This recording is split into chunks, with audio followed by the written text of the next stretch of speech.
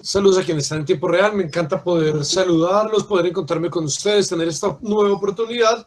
Y a quienes nos estarán viendo posteriormente de forma sincrónica, también sean bienvenidos, sean bienvenidas. Vamos a comenzar nuestra sesión de hoy. ¿Qué fue lo último que estuvimos viendo? ¿De qué se trató? ¿Qué fue lo que estábamos destripando y seccionando? ¿Qué era?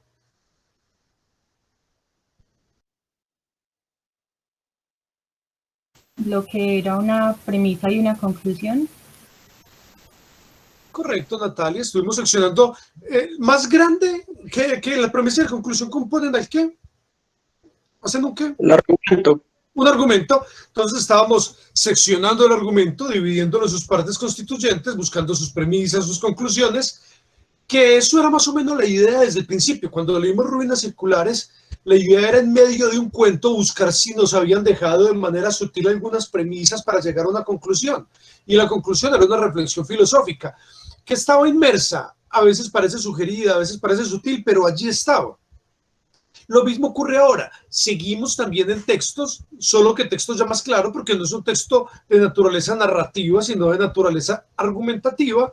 Entonces, en los pequeños fragmentos se ve mucho más claro, por supuesto.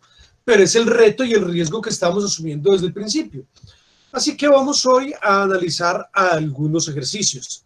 Es bastante interesante el tipo de ejercicios que tenemos y vamos a ver pues de qué se trata. Habían dos técnicas. La primera técnica que aprendimos era la de parafrasear. Les dije más o menos en qué consiste la otra técnica, que es la de graficarlo, pero esa no la hicimos. Solamente les dije más o menos de qué era. Entonces, vamos a ver de qué se trata en este momento la parte de parafraseo. Hagamos el parafraseo con los ejemplos que nos planteaba Copy en la página 33 del libro, 64 del PDF. El primero era, les voy a compartir pantalla para que lo podamos ver desde acá.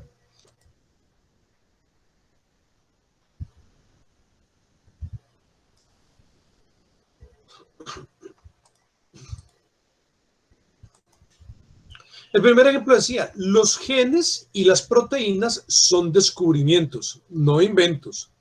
Los inventos se pueden patentar, los descubrimientos no. Luego, las patentes de proteína son un equívoco en sí. Daniel Arroy, Invention versus Discovery, New York Times. Bien, un pequeño fragmento del New York Times. Vean qué gratificante encontrar un diario que esté hecho por medio de argumentos. Qué doloroso encontrar un tipo de periodismo en donde los diarios ni siquiera tengan argumentos, donde ni siquiera se pueda descubrir qué es lo que están diciendo. Antes de ver, ustedes ya vieron el ejemplo seguramente, pero de una manera muy intuitiva y muy natural, miremos cuáles serían las premisas y cuál sería la conclusión. Los genes y las proteínas son descubrimientos, no inventos. Los inventos se pueden patentar, los descubrimientos no. Luego, las patentes de las proteínas son un equívoco en sí. ¿Quién me quiere contar cuál sería la conclusión en este caso? Que es transparentísima, ¿no es cierto? Hay un indicador del tamaño de la Estatua de la Libertad. ¿Qué indicador tenemos? El argumento es la primera parte. Los genes y las proteínas son descubrimientos, no inventos. Ese es ¿qué? Premisa, conclusión. Conclusión. Y las otras dos para ti serían las premisas, ¿sí? Sí. Bien, ¿están de acuerdo o alguien tiene otra forma de percibirlo? Yo lo percibo diferente. Yo percibo como la premisa es decir, los genes y las proteínas son descubrimientos más no inventos. Y pues ya continúa dando el porqué. Entonces, miren ustedes, la premisa justifica algo. De entrada, ¿quién fue la primera persona que me habló que no estaba mirando como estoy compartiendo pantalla? ¿Cómo se llama la primera persona que me habló? Juan Martín, profe. ¿Y la segunda persona? Jerónimo. Gracias. Entonces, lo que nos dice Juan Martín es, o sea, yo lo veo entendible. ¿Por qué lo veo entendible? porque normalmente cuando decimos que las premisas justifican, esto no parece una justificación, sino que parece como algo asertivo, ¿no es cierto? Parece una afirmación. Los genes y las proteínas son descubrimientos, no inventos. Esto parece más bien como una aseveración rigurosa. Entonces uno podría pensar, bueno, tal vez se trate más de una conclusión que de una premisa. Podría pensar. El otro, los inventos se pueden patentar. Ah, bueno, aquí ya hay una explicación clarísima. O sea, todos estaremos de acuerdo en que la segunda es una premisa, porque si es explicación claramente, ¿no es cierto? Los inventos se pueden patentar, los descubrimientos no están justificando algo. Pero atención, con lo que sigue, menciona luego las patentes de las proteínas son un equívoco en sí. Ahí hay algo importante, hay algo clave en esa frase que acabamos de leer, ¿sí o no? En la última. El luego. Luego, claro, ¿quién me lo dijo? ¿Quién me lo dijo? Natalia, profe. Claro, Natalia, por supuesto. Ese indicador es gigantesco. Gracias, Natalia. Es un indicador enorme, clarísimo, de un enorme tamaño. Ese luego me lleva y me remite de inmediato a que eso es un indicador de premisa o de conclusión. Conclusión. Luego es un indicador de conclusión. Aquí está el ejemplo. Premisas. Las proteínas son descubrimientos, no inventos. Otra, los descubrimientos no se patentan, los inventos sí. Al unir estos dos, como las proteínas son descubrimientos y los inventos no se patentan, entonces concluye, las patentes de proteínas son un equívoco en sí. Ahora, ¿por qué la primera parece como tal una afirmación?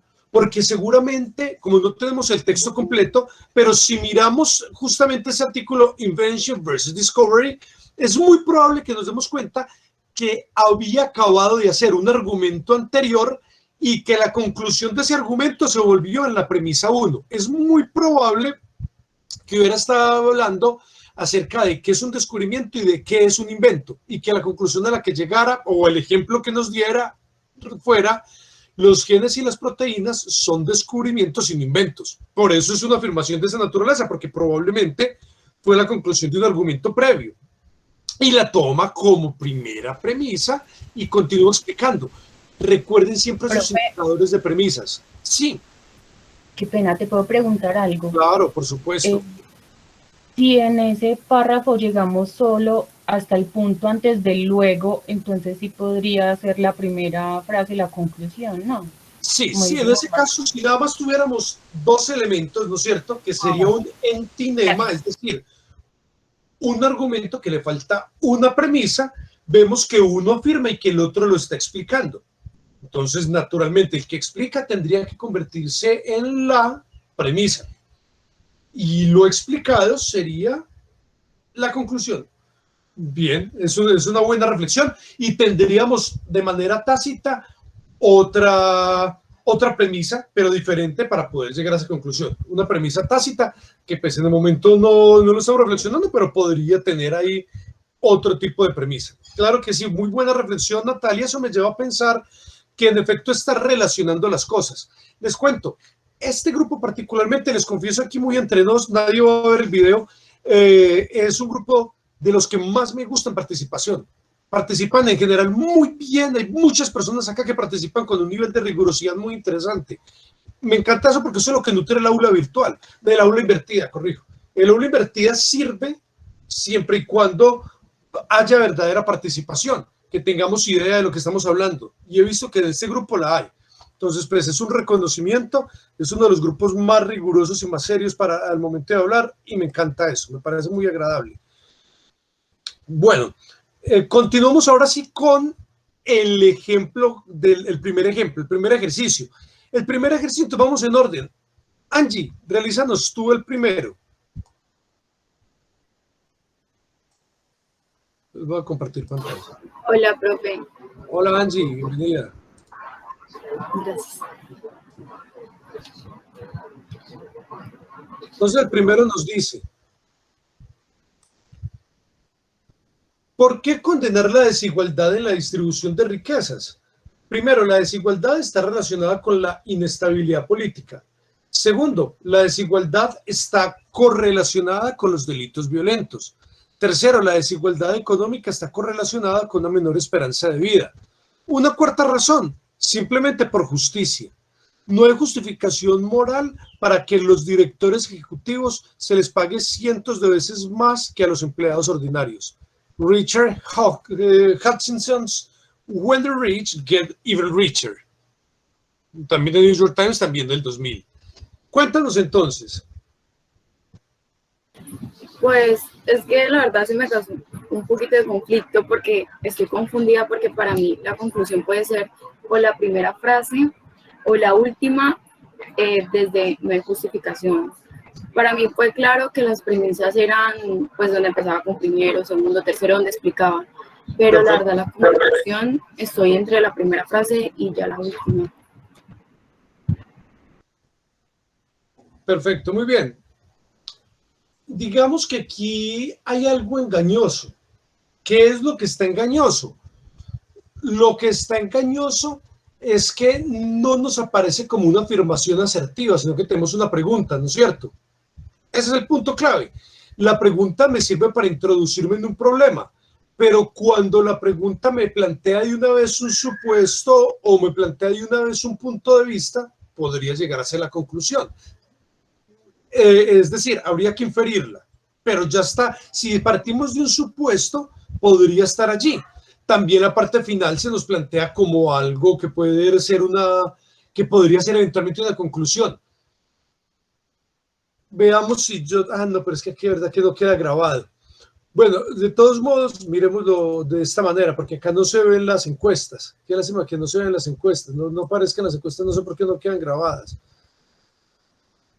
Bueno, entonces levántenme la mano quienes creen que en la pregunta está la conclusión, por favor. Que la conclusión está en la pregunta. Nicolás, Juan Pablo, Diana Carolina y María Alexandra. ¿Y quién? Bajen la... Juan Martín también. Juan Martín también lo cree, perfecto.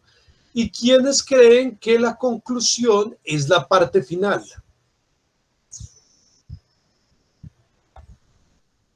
Juan Pablo, Sara, Karen, Natalia, Carolina, Stephanie, Mariana, Eliana.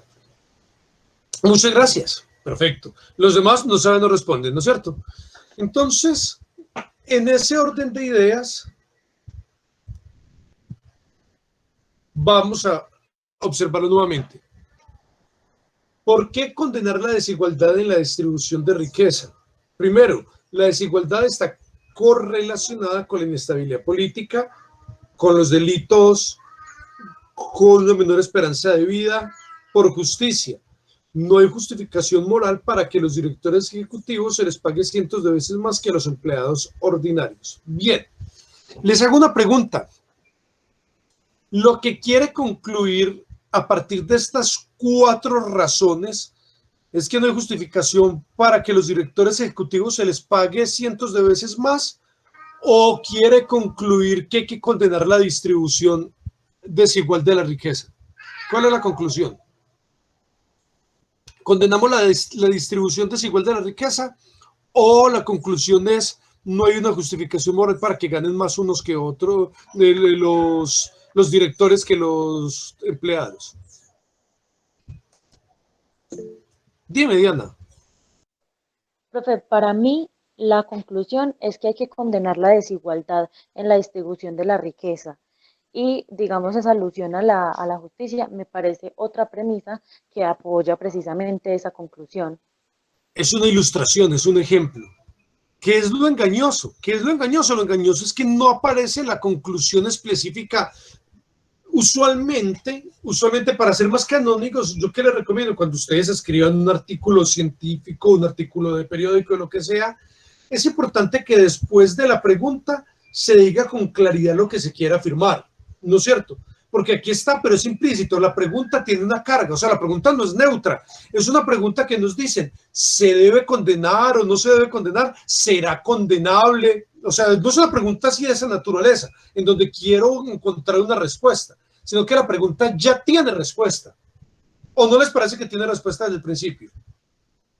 Sí. Él mismo se está respondiendo. Entonces, la pregunta de base ya trae respuesta. Esa es la conclusión que él quiere manejar, la tesis que él maneja. Esa es la tesis justamente que él maneja. Y la conclusión es esa tesis que tiene.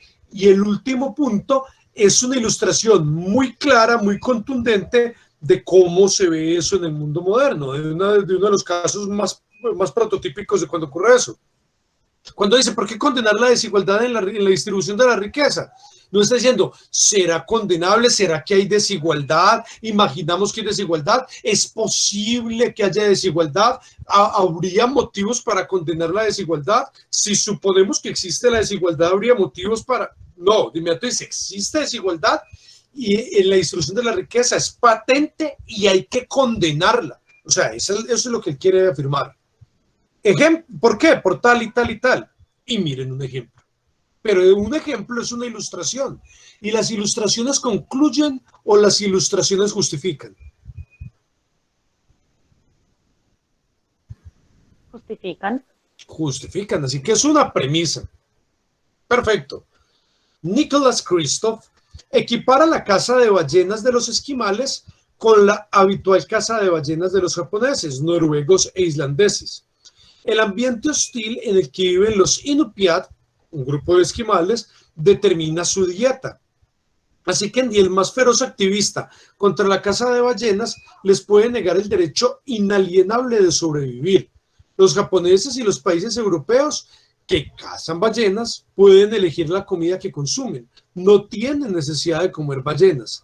No es hipocresía aprobar que la sociedad de los Inupiat, relativamente primitiva, case un número estrictamente controlado de ballenas para su supervivencia, mientras se condena a las sociedades modernas que continúan cazando estos grandiosos mamíferos sin buenos motivos. Joseph Turner, Their Well Meat and Our Pity. Muy bien.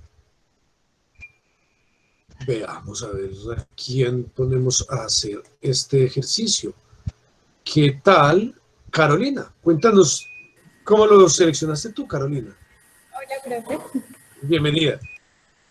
Bueno, Nicholas Kristof compara la caza de ballenas de los esquimales con la caza de ballenas de los japoneses, noruegos e irlandeses. Es como una introducción, una aclaración. La primera premisa sería el ambiente hostil en el que viven los esquimales determina su dieta, por lo que ningún activista les puede negar el derecho a sobrevivir. La premisa 2 sería que los japoneses y los países europeos que cazan ballenas pueden elegir la comida que consumen, por lo que no tienen necesidad de comer ballenas. Y la conclusión sería que no está mal aprobar que los Inupiat cacen un número controlado de ballenas, ya que es para su supervivencia, mientras condenamos a las sociedades modernas que continúan cazando ballenas sin buenos motivos. ¿Están de acuerdo o hay alguien que la haya visualizado de una forma diferente? Juan Pablo Secunda. Dime, Nadia, cuéntame. Profe, yo pienso que la conclusión va después de que él dice, así que ni el más feroz activista contra la caza de ballenas les puede negar el derecho inalienable de sobrevivir.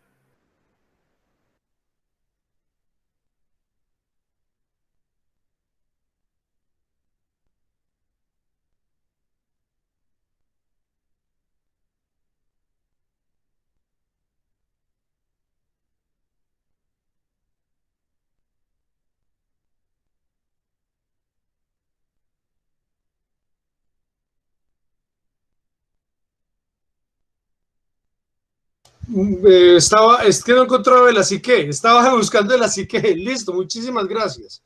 Eres muy amable. ¿Otra persona? ¿Qué opina?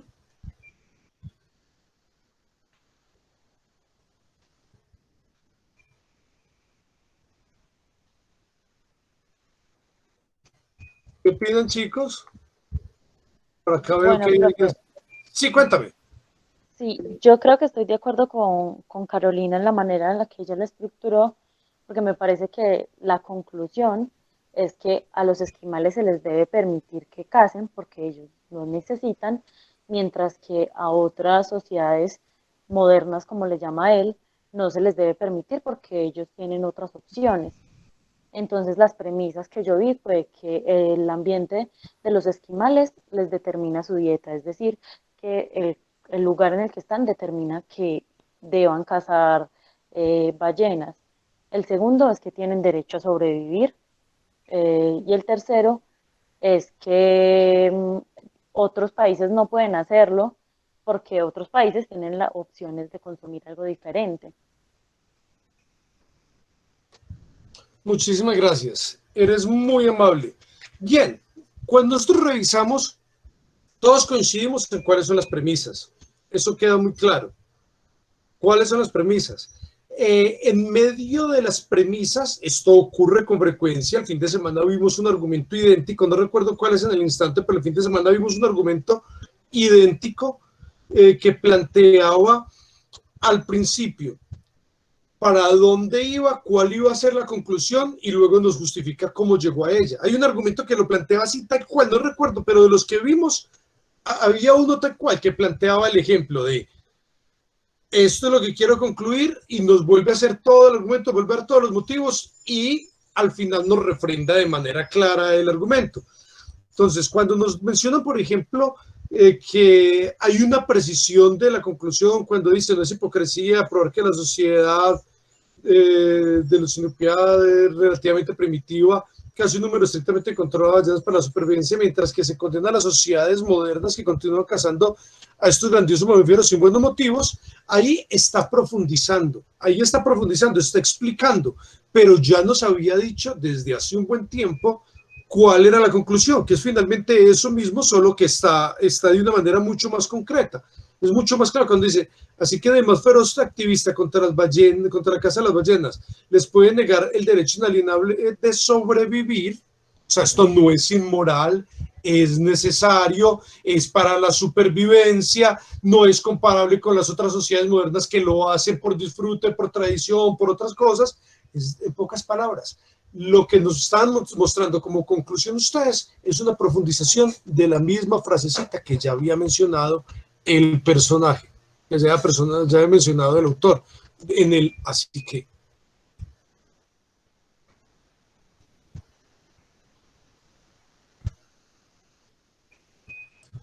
Bien.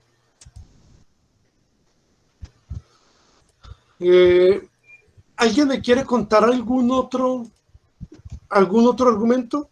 ¿Hay alguno que les haya parecido interesante o complejo, o que quisieran que miráramos, uno particularmente?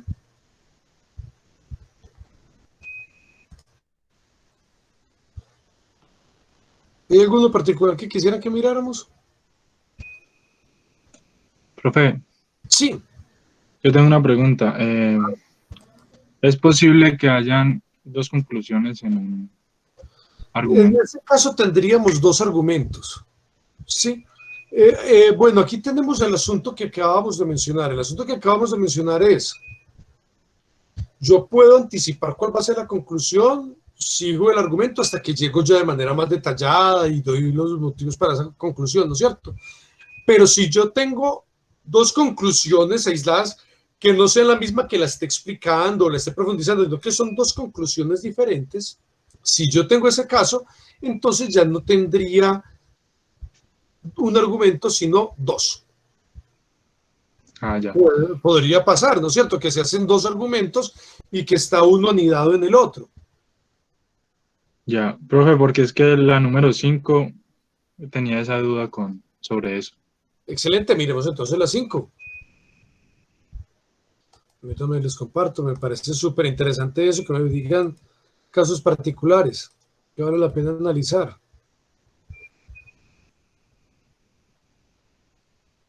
Si te casas sin amor, no significa que posteriormente no llegues a amar a la persona con la que te casaste.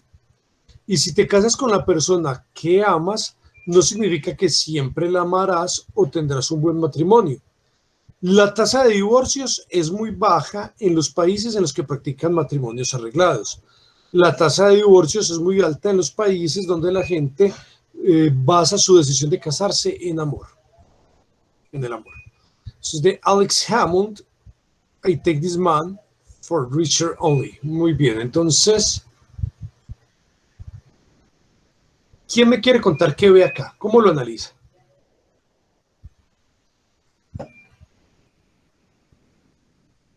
¿Cómo lo analizan? Dale, Nicolás, bien puedes. Bueno, como se ha planteado en la clase quizá sincrónica, yo lo dividí en términos de parafraseo y quedó de la siguiente manera. Premisa 1, matrimonio sin amor no quiere decir que no se llegue a amar. Segunda premisa, matrimonio con amor no indica buen matrimonio ni amor eterno. Conclusión, el divorcio es más probable en matrimonios no arreglados.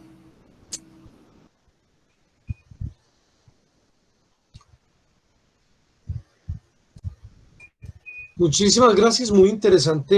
Definitivamente esa es una clave poderosa.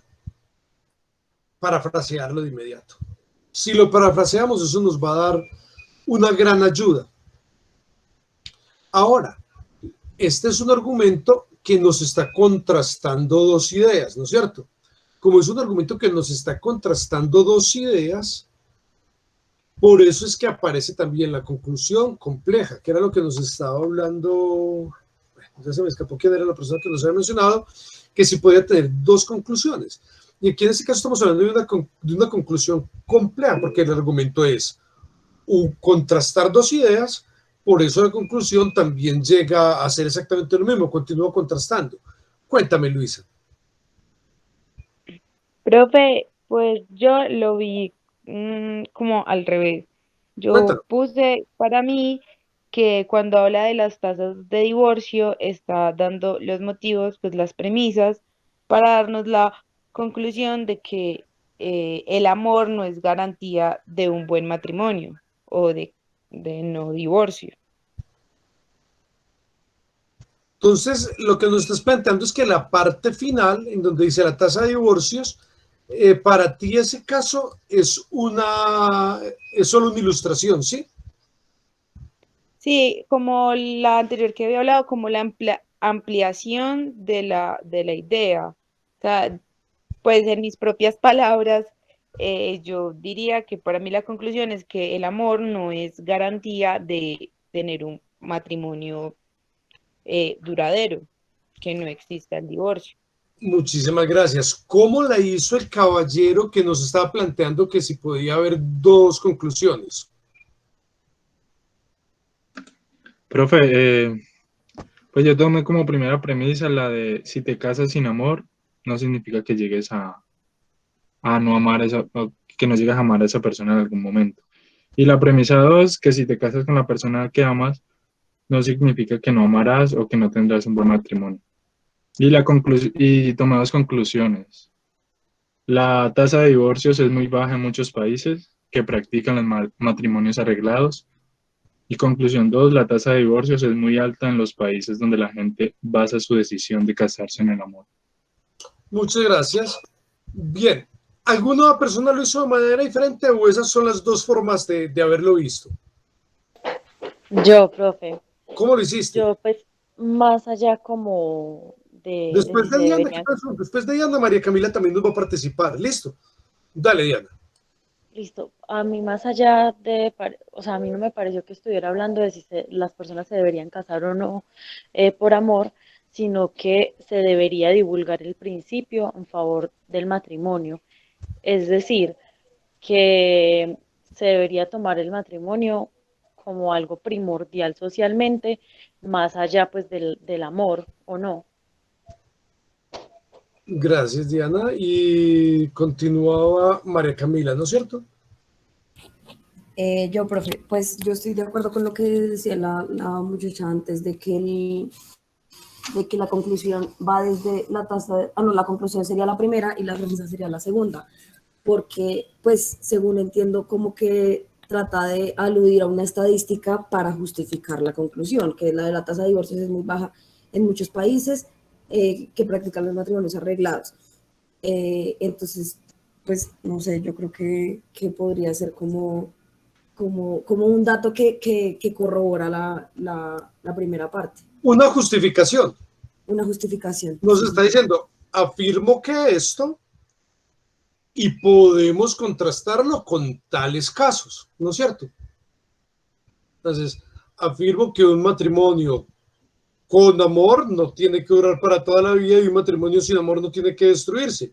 Hay ejemplos de esto. Hay países en los que pasa así y hay estadísticas de tal cosa, y hay países en los que pasa así y hay estadísticas de tal otra. Entonces, en efecto, nos está planteando primero la postura que él asume y luego cómo puede justificar esa postura, por qué él está tan convencido de eso. Entonces, esto es lo que considero y aquí están los ejemplos.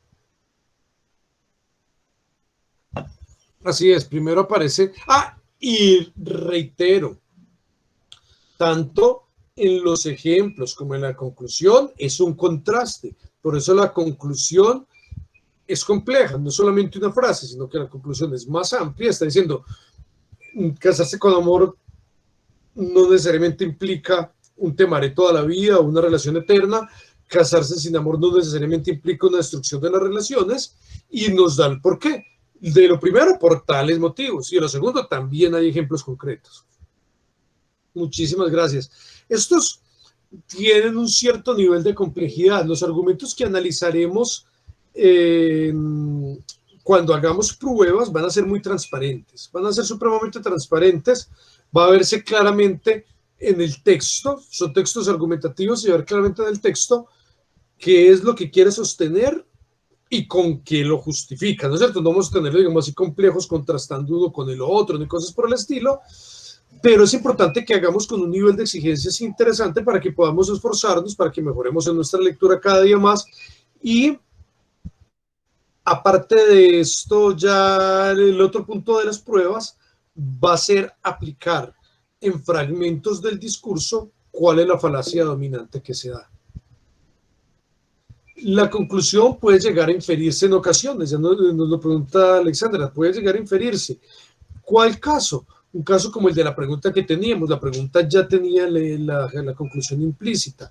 Hay casos en los cuales el fragmento que nos da el autor no ha llegado a la conclusión, pero nos lo ha dado de una manera ya muy precisa para poder inferirlo. Diana, ¿qué nos vas a mencionar? Diana Carolina.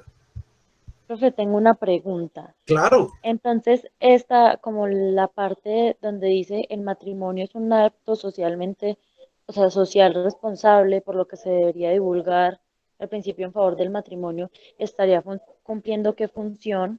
¿Se puede considerar también una premisa o es una aclaración o...?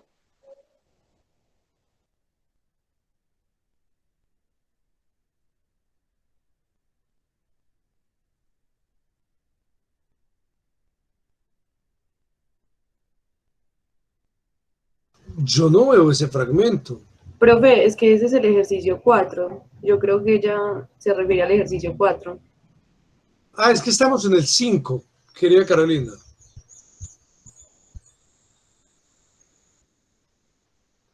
Vale, muchas gracias. Estaba un poquito muy confundida. Claro, por eso fue que se enredó todo, ya entiendo. Sí, porque claro. Yo estaba sacando una conclusión extra, ¿no es cierto? Estabas infiriendo algo que, bueno, podría tener relación, pero estaba mucho más allá. Y yo, ¿pero de dónde lo está sacando Carolina? No lo veía. Ya. Perfecto. ¿Algún otro ejercicio que quisieran ver o con esto ya quedó ilustrado más o menos? ¿Hay alguno que les pareciera interesante que miráramos?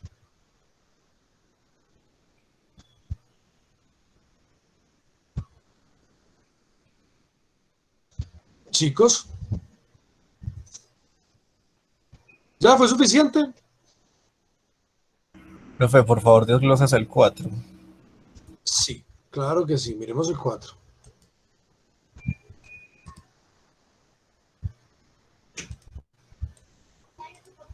Miremos el 4. El 4 nos dice: los casados son más saludables y tienen más estabilidad económica que los solteros, y los hijos de los casados obtienen mejores resultados en varios indicadores. El matrimonio es, así, un acto socialmente responsable. Tendría que existir alguna forma de divulgar el principio a favor del matrimonio a través del Código Fiscal. Bien, entonces... Sara, cuéntanos tú cómo hiciste por favor. Sara, luego Stephanie y luego Mariana Ramírez. Sara, Stephanie y Mariana Ramírez. ¿Cómo lo hicieron? Profe, vea, yo puse, la primera premisa fue los casados son más saludables y tienen más estabilidad económica que los solteros. Y la segunda premisa, los hijos de los casados obtienen mejores resultados en varios indicadores. Y pues como conclusión puse, el matrimonio es así, un acto socialmente responsable y tendría que existir alguna forma de divulgar el principio en valor del matrimonio a través del Código Fiscal. Eso es parte también de la conclusión, o sea, los dos fragmentos. Todo lo que dice después del matrimonio es, ¿sí? Pues según yo, sí, profe. Correcto. ¿Quién continuaba? Era Sara, Estefan y Mariana, ¿verdad? Sí, yo, profe. Pues yo lo tengo igual que mi compañera, que los casados son más saludables y tienen más estabilidad económica que los solteros, la primera premisa, y que los hijos de los casados obtienen mejores resultados en varios indicadores. Y la conclusión, todo lo que sigue, que el matrimonio es así un acto socialmente responsable y que tendría que existir alguna forma de divulgar el principio a favor del matrimonio a través del Código Fiscal. Ahí no sé si se podrían dividir como en dos conclusiones o en una sola conclusión, todo el final. Bueno, muchas gracias. Sigue Mariana, ¿verdad? Sí, señor. Profe, yo lo tengo igual, solo que no adjunté como lo último. No se estaba dudosa con respecto. Para ti la conclusión es, el matrimonio es un acto socialmente responsable. Sí, señor. Correcto. Bien, y miremos con Alexandra y Daniela.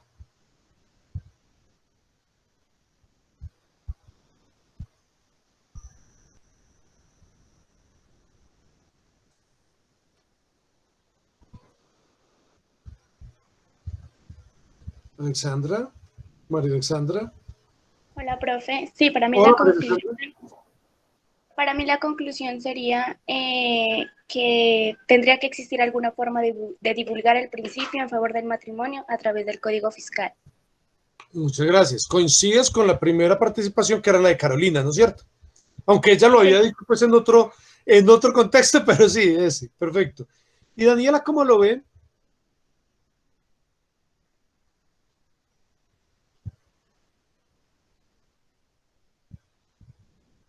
Daniela. Ay, qué pena, no le escuché bien porque se me encontró el corto de internet. Estamos en la cuarta, Daniela, ¿nos puedes contar? En la cuarta, los casados son más saludables y tienen más estabilidad económica que los solteros. Los hijos de los casados obtienen mejores resultados en varios indicadores. El matrimonio es así, un acto socialmente responsable. Tendría que existir alguna forma de divulgar el principio en favor del matrimonio a través de la Código Fiscal. Profe, yo tengo, antes de decirle esto de la cuarta, tengo una pregunta. ¿En qué caso se da una dicotomía en dos argumentos o en dos conclusiones que lleven una decisión? Qué pena, me repites, pero voy a decir lo que te entendí con un poco de latencia. Te entendí que me dijiste que hay casos en los cuales se presenta una dicotomía en la conclusión. ¿Eso es lo que me estabas diciendo? Sí, ¿en qué caso se presenta una dicotomía en dos argumentos? Pues estaba leyendo sobre los argumentos y la dicotomía pues sobre este caso y pues me surgió esa duda. ¿En qué caso la dicotomía en dos argumentos o en dos conclusiones que lleven una decisión?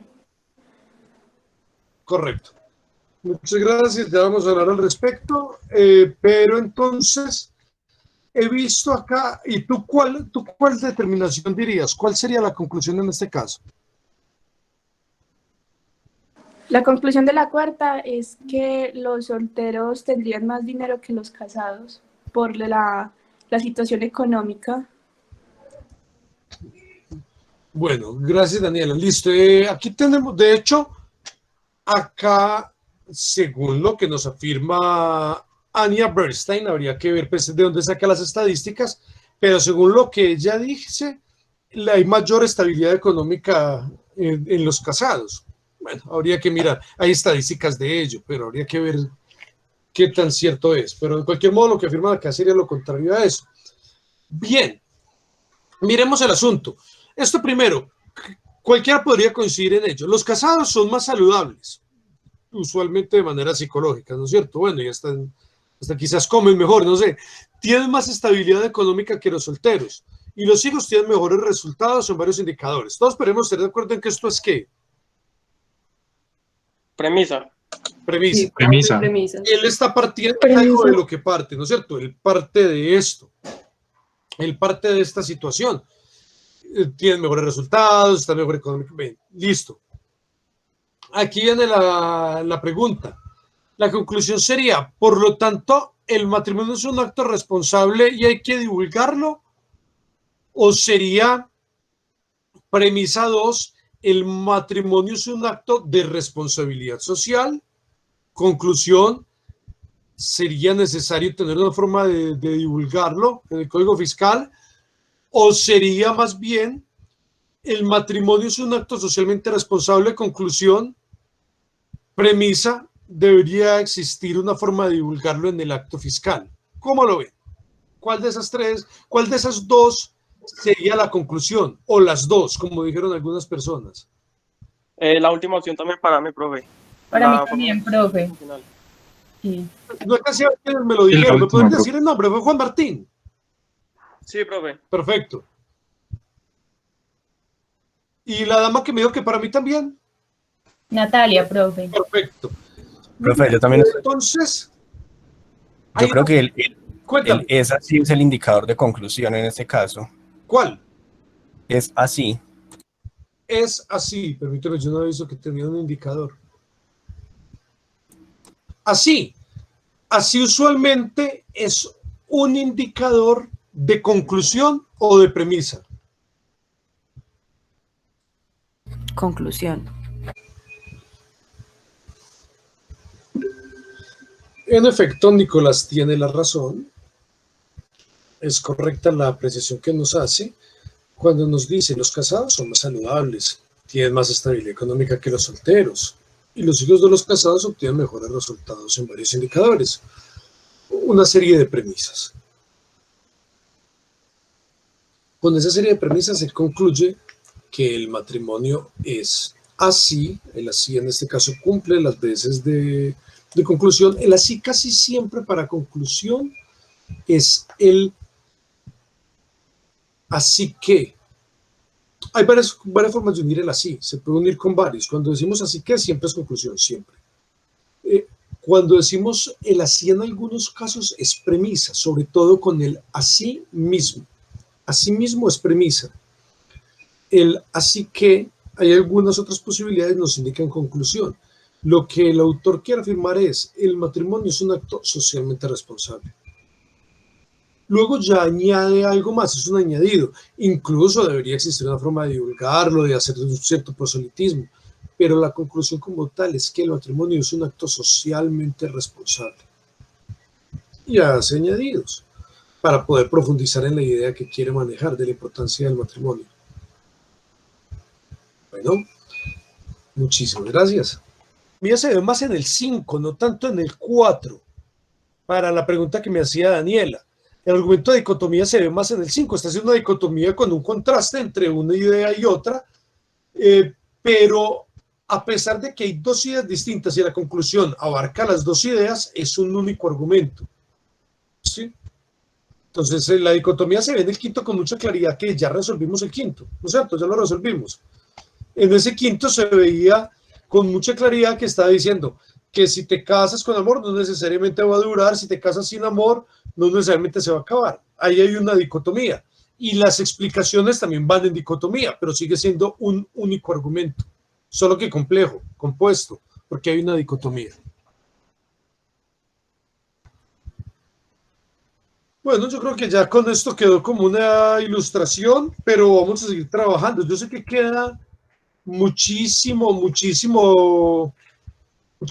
por profundizar, ganas de saber cada vez más, pero para esto entonces tendremos pues muchas sesiones para seguir haciendo ejercicios, para seguir profundizándolos y para verlos de distintas maneras. Hasta ahora solamente vamos a la parte del parafraseo, vamos a poder ver mucho más al respecto. Yo creo que con esto fue suficiente como para ilustrar y en la próxima sesión vamos a tener mucho más para seguir profundizando en ello. ¿Alguna pregunta particular de pronto?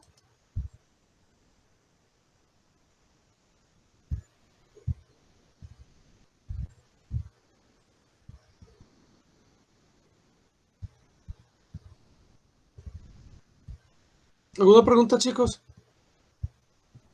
No, profe. Perfecto, muchísimas gracias. Un abrazo muy grande. Les deseo lo mejor. Gracias, profe. Gracias, profe, hasta luego. Un abrazo, felicidades. Hasta luego, profe, gracias. Gracias a usted, profe, hasta luego. Chao, profe. Gracias a usted, profe, hasta luego.